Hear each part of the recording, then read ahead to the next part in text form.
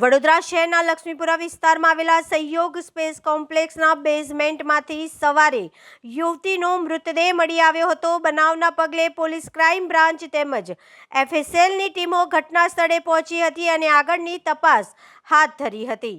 વડોદરા શહેરના લક્ષ્મીપુરા પોલીસ મથકના હદ વિસ્તારમાં આવેલા સહયોગ સ્પેસ કોમ્પ્લેક્સના બેઝમેન્ટમાંથી બુધવારે સવારે એક યુવતીનો શંકાસ્પદ હાલતમાં મૃતદેહ મળી આવ્યો હતો।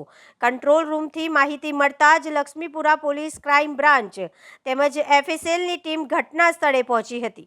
મૃતક યુવતીનો પરિવાર પણ ઘટના સ્થળે દોડી આવ્યો હતો। ઘટના સ્થળે પહોંચેલા એસીપી બી ડિવિઝનના આરડી કવાએ માહિતી આપતા જણાવ્યું હતું કે આ યુવતીએ 7મા માળેથી પડતું મૂકીને આપઘાત કર્યો હોવાનું પ્રાથમિક તપાસમાં સામે આવ્યું છે। મૃતક યુવતી મોડી રાત્રે કોમ્પ્લેક્સના પાછળના દરવાજાથી આવતી સીસીટીવીમાં દેખાઈ રહી છે અને આ મૃતક યુવતી ગુજરાત સ્ટેટ ફર્ટિલાઇઝર કંપનીની કોલેજમાં પ્રથમ વર્ષમાં અભ્યાસ કરતી હતી। હાલ યુવતી કોમર્શિયલ બિલ્ડિંગમાં કેવી રીતે આવી તેની પણ તપાસ ચાલી રહી છે। આત્મહત્યા કે હત્યા છે તે દિશામાં પણ પોલીસ ઝીણવટભરી તપાસ કરી રહી છે તેમ જણાવ્યું હતું।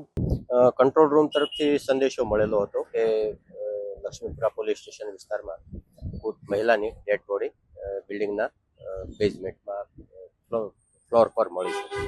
જે અનુસંધાને ત્વરિત લક્ષ્મીપુરા પોલીસની ટીમ અને અધિકારીઓ અહીંયા પહોંચી ગયેલા હતા।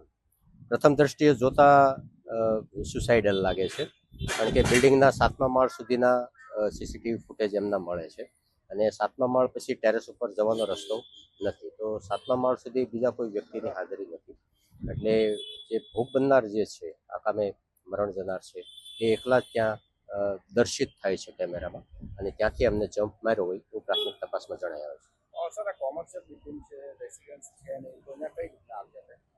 હા, લેટ નાઇટ સીસીટીવી ફૂટેજમાં એવું દેખાય છે કે એ પાછળના ગેટથી અંદર એન્ટ્રી થાય છે।